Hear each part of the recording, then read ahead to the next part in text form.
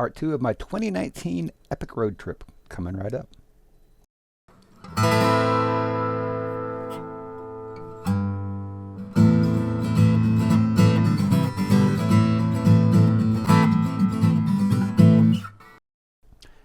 And part 2 of our epic road trip video, I left Cody, Wyoming, and drove over through Yellowstone Park, up around Yellowstone Lake. Took a right there, went up through Canyon Village, and kind of took a quick little tour through Yellowstone. Planning to come back later. This was on a Sunday. I saw quite a bit and was able to drive around pretty freely. Drove back down by Jenny Lake and all the way down to Jackson, and then back up. Crossed over the mountains there, back over to Du Bois, and down to Lander, Wyoming. Had a really good day, and enjoyed that quite a bit. In Lander, I hit a big hailstorm, so that kind of stopped all the fun for the day. But I hope you enjoy this video. Well, here we go, cranking up on my Sunday morning when I left Cody, Wyoming. Right, I left my AirBNB there just south of Cody. I think this may have been on Saturday actually, because I went down and took this tour. Never see the open range loose stock sign here in Northeast Tennessee. Carter Mountain off to your left, headed down into the Bighorn Mountains here. This is not the Bighorns. These are, this is the Sheridan National Forest, I think it is. I can't remember for sure, but I do know that it's the tip end of the Wind River Range, something like that up in there. At any rate, you can see what I'm saying. Southfork Road down south of Cody is a beautiful drive. Heads right down in these mountains, back down into this area, and you can see just how scenic it is. It's a beautiful drive there.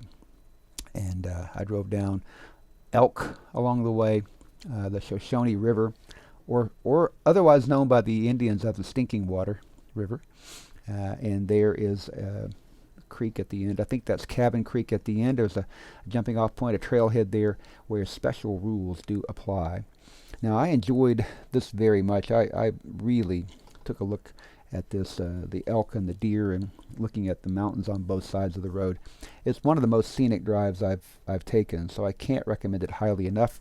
My AirBNB host recommended it to me. Love AirBNB for that reason. You can get some personalized things. The mist over the mountains was fantastic, and then you could just see how scenic this was. Now, as I traveled along, I was kind of retracing the footsteps of John Coulter, and being a student of the Old West and mountain men. You can see here that in 1807, John Coulter passed through this area, scouting the area, and he saw Castle Rock. So it's a great thing. He was also supposedly the first white man to see Yellowstone. He came back and told people about that, and they called it, jokingly, giving him a hard time, saying it was Coulter's hell. Stopped at the cafe there, which later went out of business back during COVID, and then I saw the powwow out front of the Buffalo Bill Museum of the West. These are some artifacts from Buffalo Bill's museum. Annie Oakley, Bill Cody, this is his outfit here in his saddle. It was a fantastic museum. There are 5 total museums there. You ought to go check that out. And Charles Russell, I think that is a replica of his studio. If you've never been, you ought to go. The Winchester Museum is there. Natural Museum, Natural History Museum, Art Museum, Museum of the Plains Indian, several things there. The Hart Mountain Relocation Camp is there as well. During World War II, many American citizens of Japanese descent were housed in intern concentration camps. Really, they were kept under lock and key and inside fences, and one of those was at the Hart Mountain Relocation Center, just north of Cody. They have a nice museum there. You can go in and check out some of the history, get to see some information on what this was like, and they talk about how those farmers who came here as part of the relocation helped the local farmers with irrigation techniques and helped to revolutionize how they farm. Now, the next morning, I jumped up and was ready to head to Yellowstone, and I like to go. I'm not much of a stayer, so once I get somewhere, I'm kind of ready to move. If you've ever watched Vacation with Chevy Chase, he's ready to hit the road as soon as he gets to the Grand Canyon. He's chomping at the bit to go, and I'm kind of that way. I love the trip more than I do the destination. So I enjoy seeing places I've never seen before. And as you drive over past Pawhuska Teepee, Buffalo Bill Cody's private retreat there in the hunting camp, as you head from Cody over to Yellowstone, you can pass that. There's also at least one dude ranch there. Cross Sabers Ranch is there, and I think I have a photo of that, at least a sign for it coming up. There it is, Cross Sabers Guest Ranch. So you have Pawhuska Teepee, Yellowstone National Park. You're heading in the East Gate, which is closed most of the winter. You can see that even in the middle of June, this is about the 15th of June, there's still snow on the tops of those mountains. And you see Yellowstone Lake off in the distance there with a lot of damage from forest fires.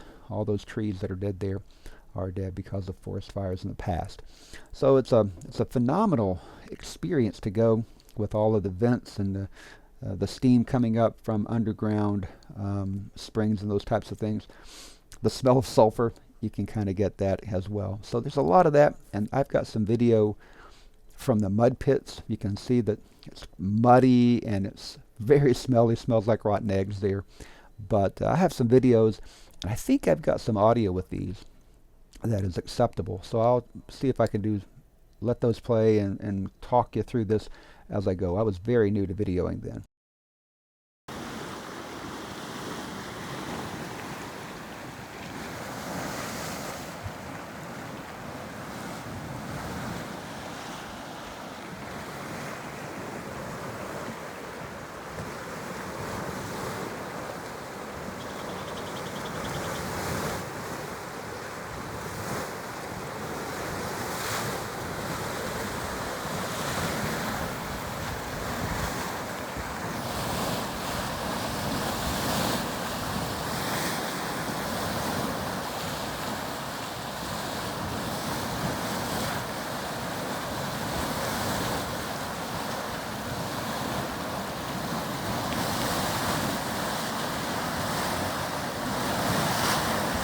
I think that was Mud Volcano. It's on the Grand Loop Road. There are many other features there: Sizzling Basin, Charming Cauldron, Black Dragon's Cauldron, Grizzly Fumarole, I guess it's called. It's an interesting place to be.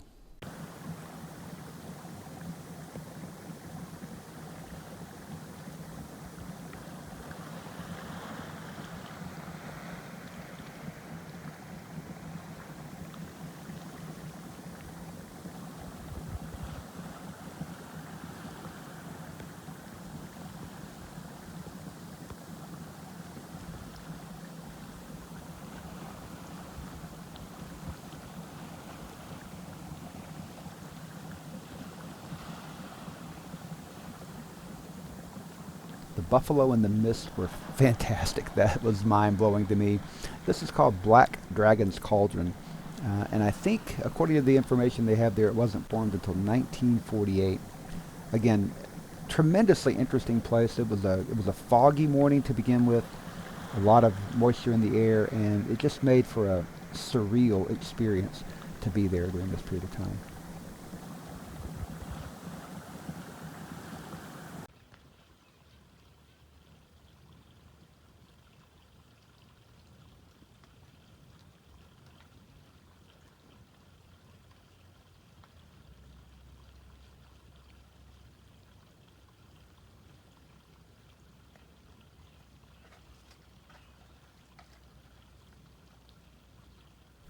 You can see that it would be tough to see those buffalo in that mist behind the trees, around the boardwalks.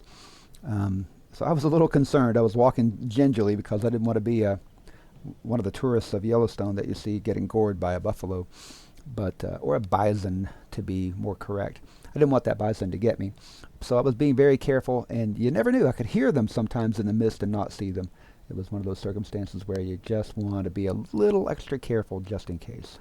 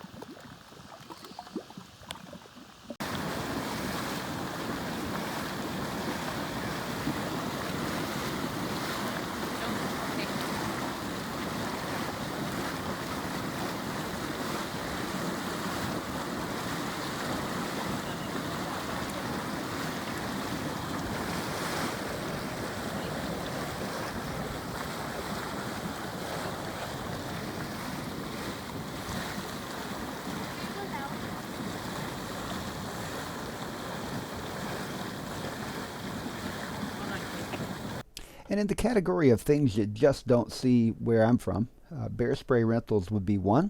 You wouldn't also hear bear spray commercials on the local radio. These were things that you do hear around Yellowstone Park. So you have to start taking things pretty seriously. And I do know that the grizzly bear has made a tremendous resurgence in Wyoming and in Montana, Idaho, those areas. A lot of bears there now. So never hurts to be very careful when you're there, taking a look around.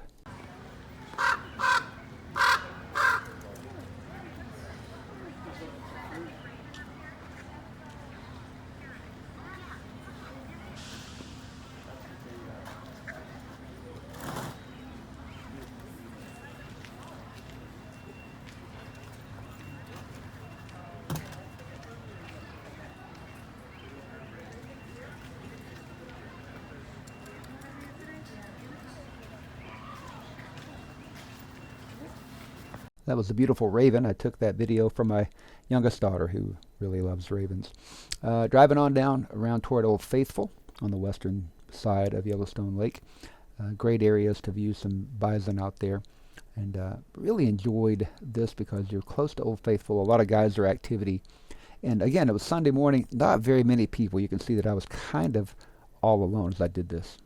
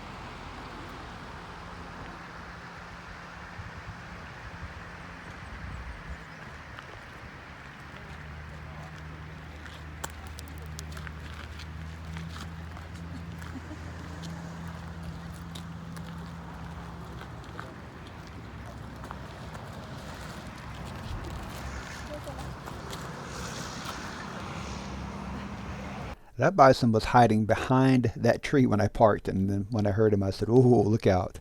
The Continental Divide, a beautiful drive there.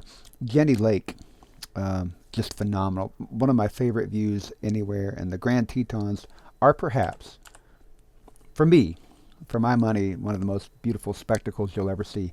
And you can see all kinds of elk and bison as you're driving down the valley between Yellowstone and Jackson. The views of the Tetons are just phenomenal. And I learned later on that you don't always get this type of view because the clouds can sock things in. And wildfire smoke was bad sometimes as well. Check this out now. Very nice, very nice. We're doing a good job here. Hope you enjoy this. Getting ready to get blown off the road by a Mustang. See ya. My apologies for that shaky and blurry video. I was still trying to figure things out, and I still am in many ways. It's my first visit to Jackson Hole, and it's cool, but it's a tourist destination. I turned immediately around and headed back north through Moran Junction and across the mountains, dropped back over into Du Bois. Saw a lot of really interesting things. You can see my car was doing really great here. I had I think I had a Kia rental car, 44 miles per gallon on this, so I was cruising pretty well and feeling good about life when I took this. And here's a picture of Crowheart Butte on the drive down from Du Bois down to Lander. 1866 battle between the Shoshone and the Crow, kind of a stalemate. They weren't able to kind of come to conclude the battle, and Washakie and Big Robber of the Crow fought it out. Washakie took Big Robber's heart, put it on his boar lance, and took it back to the camp for the dances afterwards. There's some legend that Washakie ate Big Robber's heart, but I don't think there's any justification for that. The hail stopped me cold in Lander. I had planned on going farther west on day 6, but it was a lot of hail and storms west, so I pivoted, turned around, and came back and found a beautiful AirBNB in Lander owned by Stacy and Marty. Stacy, a retired teacher. Marty, a soon-to-be retired firefighter from up in Casper, Wyoming. Turned out to be a better place than I even thought, because the Popoja River and another creek that ran by there, they had a confluence right there. The creek is running right under the bridge, and the Popoja comes down on the right side of the cabin. You're right between them both. It was a wonderful stay, and Stacy gave me so much information on places to see, including the Canyon of the Sinks, which is just right up the road here, the river, Popoja River, Canyon River Sinks. I'll get it right eventually, but it's a beautiful place to stay. I stayed the night there, slept like a baby, and enjoyed this stay. Still think of it very fondly. Would love to go back some other time. Can't do it at the moment, but I'd love to get back over there. And I hope they're enjoying their retirement. We got day 7 coming up tomorrow. We'll go from Lander back up to Bozeman, Montana. So it may not be tomorrow for you, but the next video that I put out on my travels, will travel from Lander up through Idaho to Bozeman, Montana, and get started on the rest of my 2019 epic road trip. Until then, endeavor to persevere.